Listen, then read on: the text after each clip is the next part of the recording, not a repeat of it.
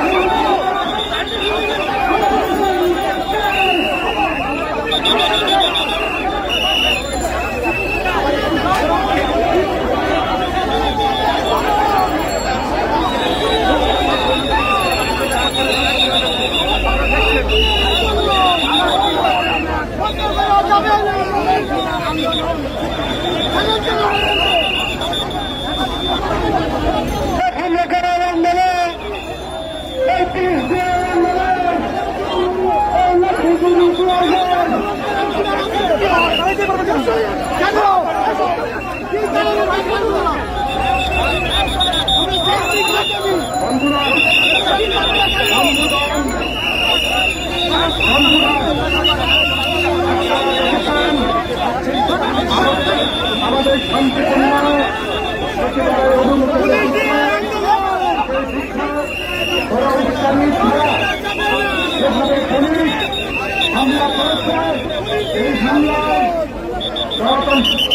আমি আপনাদেরকে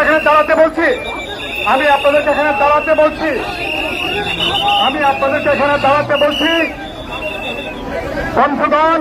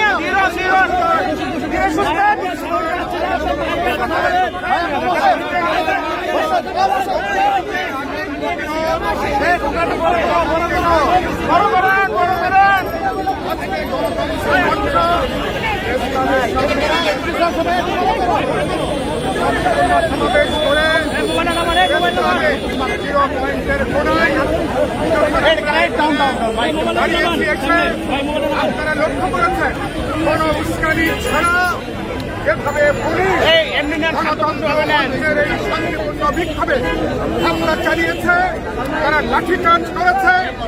এই হামলা এবং লাঠিচার্জে গণতন্ত্র মঞ্চের শীর্ষ নেতা, গণসংহতি আন্দোলনের প্রধান সমন্বয়ক জনতা জুনায়েদ সাকিকে মারাত্মকভাবে আহত করা হচ্ছে।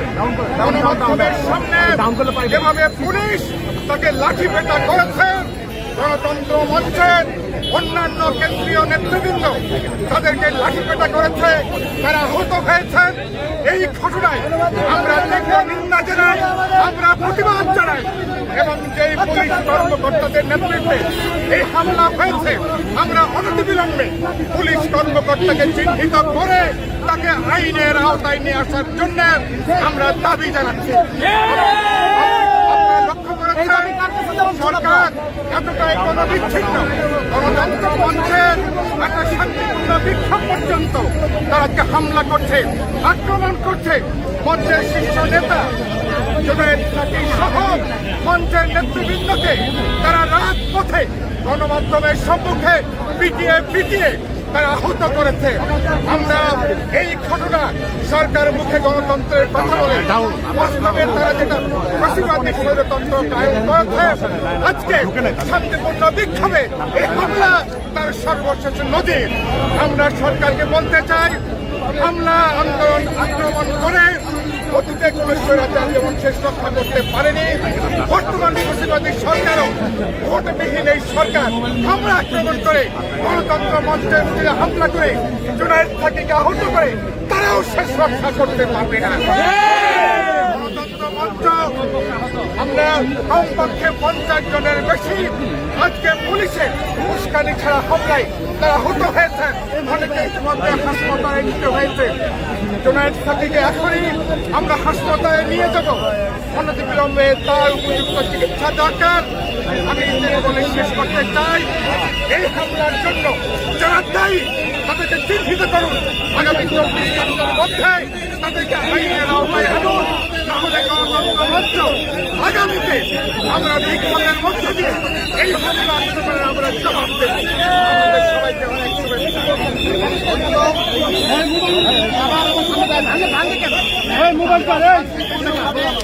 আজকে সচিবালয়ের সামনে বিক্ষোভের কর্মসূচি আমাদের কর্মীরা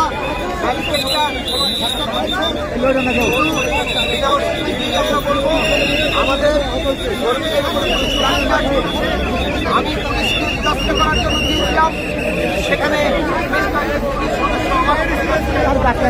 আমাদের কর্মীরা আহত করেছে।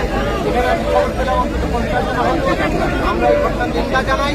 আমরা আজকে বাংলাদেশের দ্রব্যমূল্যের ঊর্ধ্বগতি, মানুষের আবিষ্কার সমস্যা আজকে